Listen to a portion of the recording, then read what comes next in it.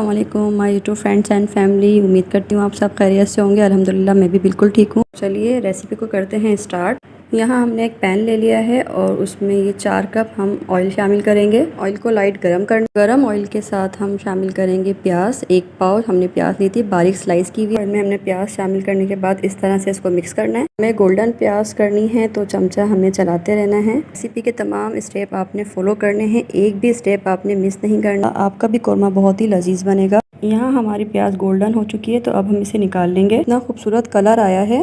پیاز نکالنے کے بعد ہم نے اسی آئل میں 2 ٹیبل اسپون لہسن ادرک کا پیسٹ شامل کیا تھا اور ہم نے یہاں پر 1 کلو چکن لی تھی، تو اس میں ہم چکن کو لہسن ادرک کے پیسٹ میں اچھے طریقے سے بھونیں گے۔ اس کی بھنائی اچھی ہونی چاہیے۔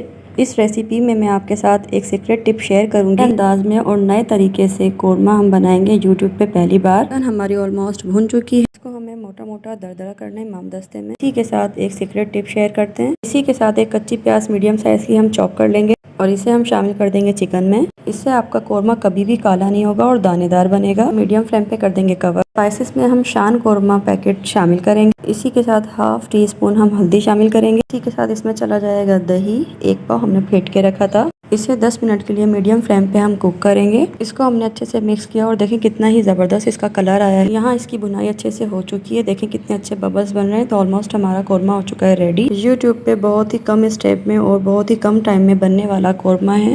لاسٹ میں ہم نے بادام بھگو کے رکھے تھے جو اب اس میں ہم شامل کر دیں گے۔ ویڈیو پسند آئے تو پلیز لائک شیئر کامنٹ ضرور کیجیے گا، یہ آپ لوگوں کا گفٹ ہوتا ہے اور مجھے اس سے حوصلہ ملتا ہے۔ یہ ہے ماشاءاللہ اس کی فائنل لک۔ اب مجھے دیجیے اجازت، ملتے ہیں نیکسٹ ریسیپی کے ساتھ۔ اللہ حافظ۔